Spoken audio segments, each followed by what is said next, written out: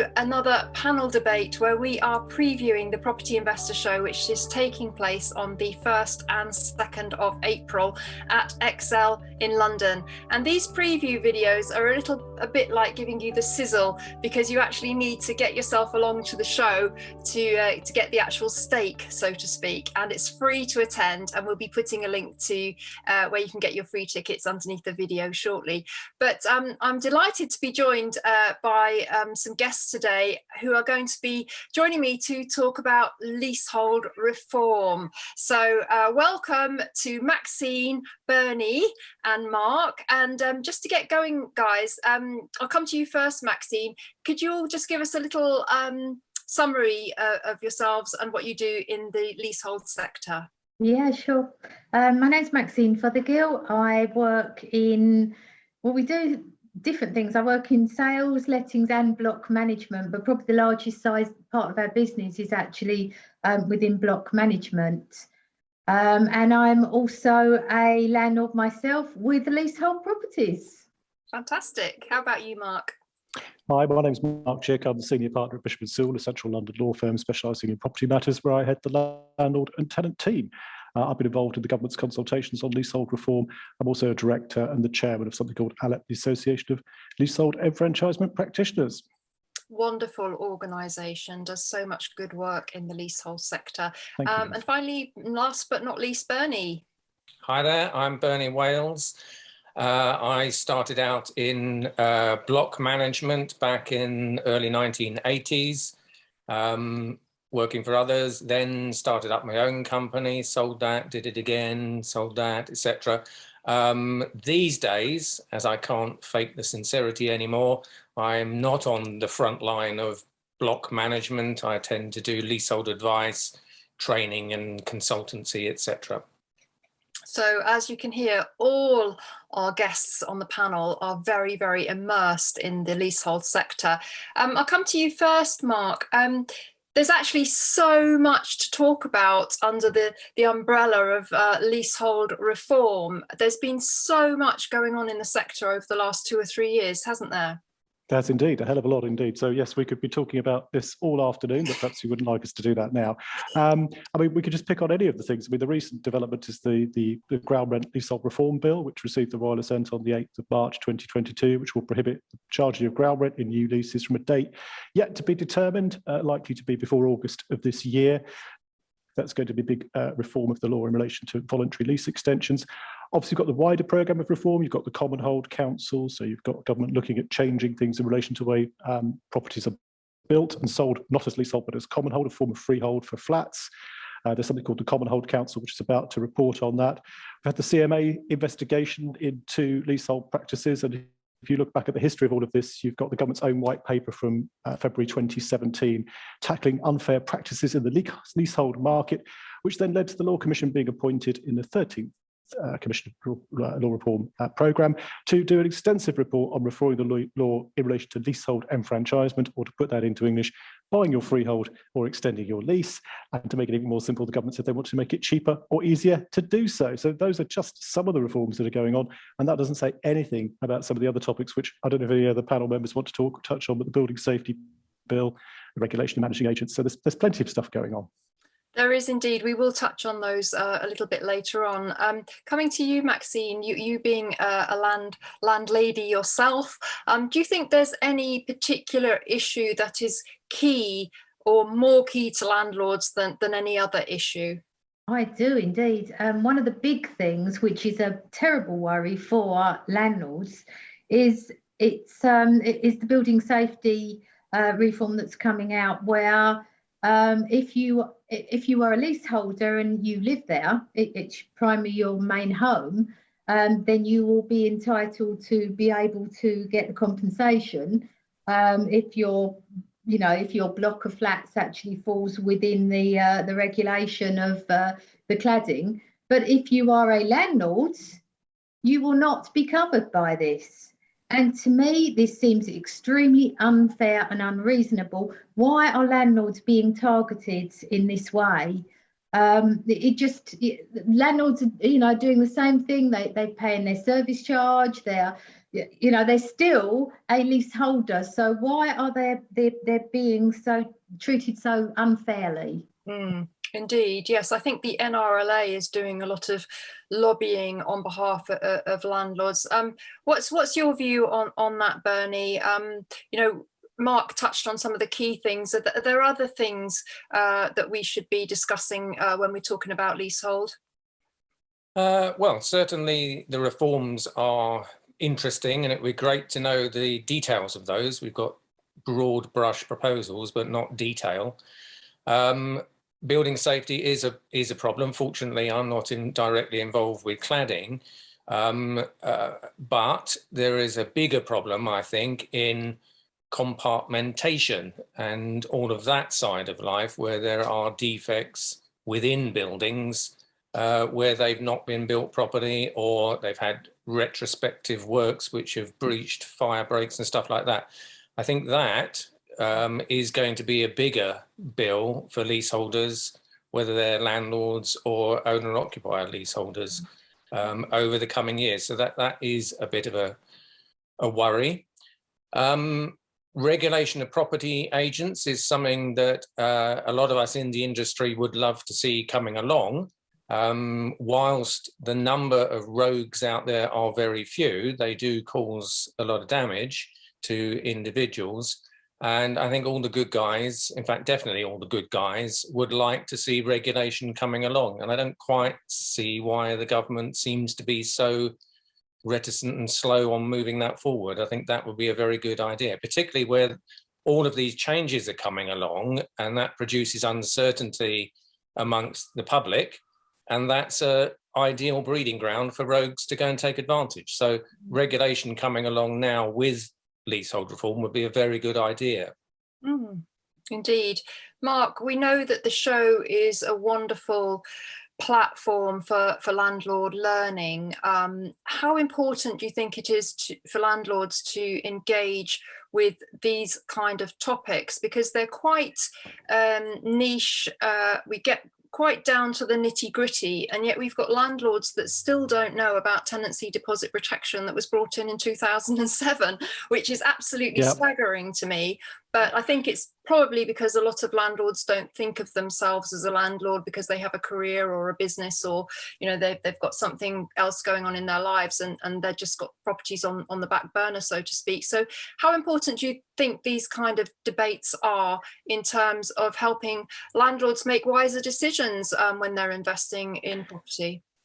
Well, I think that they're massively important, actually, because I think one of the things that we find, we go out and talk to people at events like yours, and you definitely are one of the good guys in terms of putting on events where people can go and actually ask active questions, talk to a professional, or listen to an informative debate about what's going on. It's a bit of horizon scanning, isn't it? Because if you buy one or two properties, or maybe you're just an accidental landlord and they happen to be leasehold, there can be hidden costs in those which are going to eat into your profit margins that you don't really know or understand about. I mean, service charges is a classic one. I mean, the discussion around cladding, I guess you're going to know if your block's got cladding because you may have had difficulty buying, selling, or remortgaging as a result of that. And that is the problem that's going to get straightened out. But there are some other things to do with leasehold as an asset class that need to be thought about as well. So, you know, we also often say there's a sort of hidden cost to ownership, which is the decreasing length of the lease.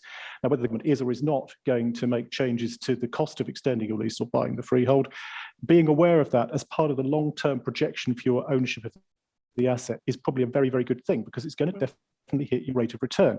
And what we might see, because you might say, well, what's the point talking about some of these things which aren't going to come in? Well, I'm afraid a lot of these reforms actually are going to come in eventually. It's just a question of when. And look at the Ground Rent Act. So we've had the Leasehold Reform Ground Rent Bill sitting around. It's on the statute books now. It's about to go live.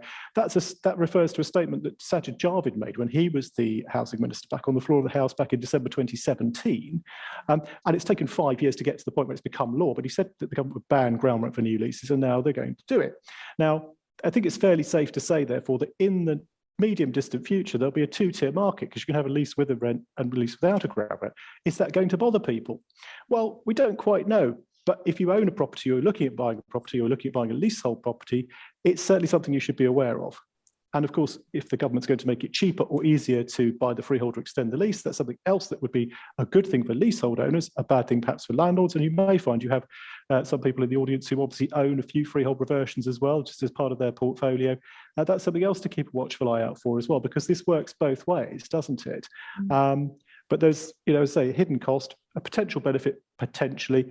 You've got some market uncertainty. Bernie said that early on, and that's absolutely right. People don't know what's coming down the track. They don't know what to do because they say, well, the government said this is going to happen. When is it going to happen?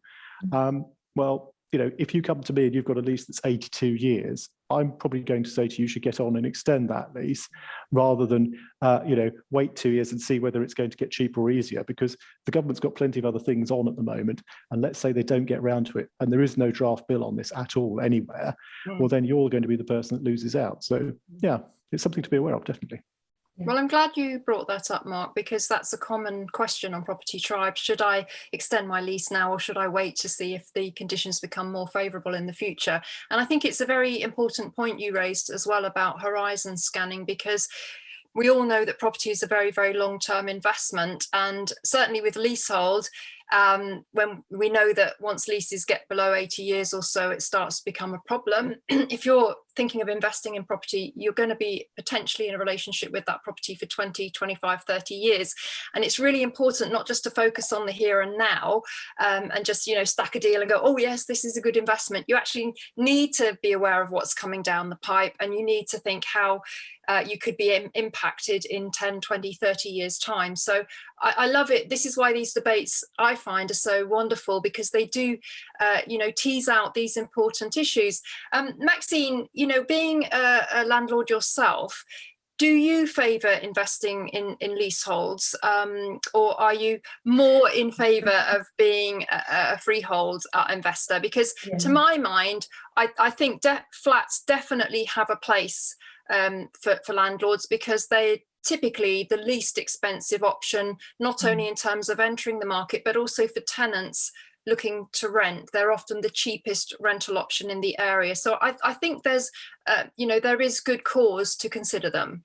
Yeah, it's funny you saying that, because being my own personal favour way of buying somewhere is definitely freehold, and that's probably because I work in leasehold and I know what the trials and tribulations are like with it.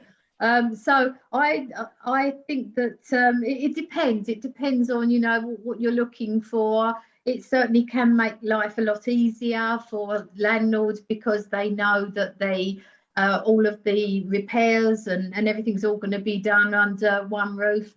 So I think it depends on what type of landlord that you are and what you're looking for on your return. The thing that puts me off, and obviously working in leasehold, and I know I've had some leases, I've got one going through at the moment, it's got 64 years on it, it's costing me £31,000 to do the enfranchisement on it, and that's in Kent. If that had been in central London, we would have probably talking over 100, maybe £150,000 with a lease that low.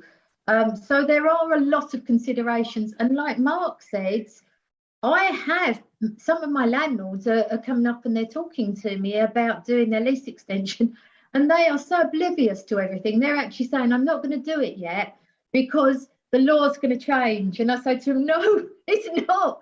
Look, like Mark said, it's not on statute books yet. There's nothing that's actually there that's going to do anything. It's only talk at the moment on what could actually change in the future for these existing leases. So, if somebody has got a lease and it's getting to that dangerous 80 years, then they need to be speaking to Mark now and not waiting, because then it's going to bite into the marriage value, and that's when it starts to get really expensive. So, landlords must be aware, and this is, where you're, these kinds of like forums and coming along to the meeting is so important, because they can actually understand a little bit more, and they're able to actually ask questions of the right people, and also to find out what's this likely to cost, because I think some people, they've got no idea. I remember years ago we went to an auction. There was one property that was actually being sold, and the years had gone down to 29,000. It was in Dartford, and There were loads of people, I mean, loads of people that was actually bidding on this property, and it went for almost the asking price, but the actual cost of renewing that lease with 29 years was £162,000. They thought it was cheap. So, you know, and of course, then when it gets to 21, then you are in trouble. So, you know, that I think there's a lot of work that you need to do. If you're going to go into leasehold, you need to be speaking to experts to actually really understand, what am I buying? Freehold's a lot easier. Well, Bernie, where do you see opportunity for landlords in leasehold? Well, the devil is always in the detail on this sort of thing, whether it's a word in a lease or not in a lease, or a word in landlord and tenant law or something like that. That is where money can be made, with knowledge and improving a property in some way, which is not necessarily getting a paintbrush and improving it that way, but in solving a leasehold problem or something like that. And the biggest problem I see, and I get consultations that indicate this all the time, is that people go to various property trainings where they learn about how you can make money quite quickly in property, and they're told that's news to me. Not quite, but they're told one side of the story, all the good bits, yeah, and they don't they're not aware of the fine detail and the tricky bits and the hidden costs and the unknown unknowns. And I think one of the really good things about the Property Investor Show is that you can wander around there and meet all sorts of investors and professionals, etc., and ask any question that you like, whether you think it's stupid or not. It's always a good question. And you find out the answers to those unknown unknowns. And that's where you save yourself money, really, because it's very, very easy to lose money in property. It's far more difficult to make money in property. And I think education and asking questions is really the way to go, definitely. Well, 100%. I guess, Mark, that it is a very niche area of law, and if you are acquiring a leasehold property as an investment, you really do want to get professional help reading the lease and making sure that it is a clean, good, fair lease, and that there aren't any kind of nasties hidden in there, any caveats. They can be things like you're not allowed to sublet, for instance. So, in this instance, as in many instances in the property sector, as Bernie alluded to, it's very important to get professional advice from somebody that has specific knowledge of that niche area. I think that's absolutely right, but I think also it's important that you communicate your purpose to the person advising you as well. So if you're going to buy as an investor, you need to say that's what you're doing, because otherwise they will not necessarily be aware that no subletting is going to be an issue, or one would hope that they will point that out to you. The other thing that causes a lot of difficulty for investors with leases are clauses to do with consents for things. Okay, now consents to subletting is one that people don't like, but often that comes up and there's a fee to pay and various other bits and pieces. And it's just a bit of a nuisance. And if you have a fairly high churn, every time you're paying 300 or 400 quid for one of these deeds of covenant, then it kind of eats into the margin slightly. So that's not too attractive. I mean, okay, that's something you probably live with. The things that can also cause problems is people who maybe, as Bernie says, and Bernie's great at sort of giving people great education and training about what leasehold is and how to think about that and how to use it to your advantage. But you might go and buy something and you've got some vision that perhaps you're going to add another bedroom, or you're going to subdivide something. It's going to be lawful. You're going to get building regs, you might even need planning, but you've got some vision of what can be done with the property. But if the lease doesn't allow that to happen because it's got an absolute prohibition on alterations, then suddenly you're snookered. Now, really snookered, because as was, you might have been able to do a deal where you could perhaps buy a consent from the landlord for a premium. But now, if the leases are particularly restrictive, if all the leases are in the same form, then because of some recent case law, it may even be that you can't get any variance in that at all. So, I don't want to go into the full details of that now, but there are some serious issues. So you've got to think, as Bernie rightly says, specifically read the document of the property that you are buying. Now, unless you read leases for a living, or you've read a lot of them, I would suggest you need to give that to somebody with some experience in that area. to let them have a look at it. That's absolutely right, yes. And let's say nothing of some of the other things that have been well publicised, but obviously looking at the whole question, this session's on reform after all. Why are we here? Well, in part because of the so-called leasehold scandal. What's that, you may ask? Well, put in a nutshell, it's escalating ground rents in leases. So, you know, a lease is like a contract to pay money over time, but if the ground rent has got a provision that says that it doubles, and it doubles at a frequency that outstrips inflation, or it's been compounded doubling in a way that's completely difficult for you because it's going to, you know, there are leases where the ground rent will outstrip the value of the property. And that's all because somebody hasn't read the drafting properly. So, you know, you must be very careful about what you're getting into. And as Maxine rightly says, you know, lots of things are offered for sale and offered for sale in a hurry aren't necessarily quite as good as they first look. So, yeah. Absolutely. Well, Bernie's mantra is read the beep beep lease. RTBL. Okay, well, on behalf of the Property Investor Show, I'd like to thank you all for joining me on this little preview of the panel debate. Of course, I feel like we've only really had a chance to scratch the surface, and that's what this is all about. It's just a teaser to encourage people to get along to the show. It's an hour-long debate. As Mark said at the beginning, I'm not sure if that's going to be long enough to cover everything there is going on in the sector, but it's certainly a great free educational resource, and do get yourself along to the panel debate. The guys will be there to answer your questions. But for now, thank you very much to all of my panelists for joining me today, and we'll see you at the Property Investor Show on the 1st and 2nd of April, Excel in London.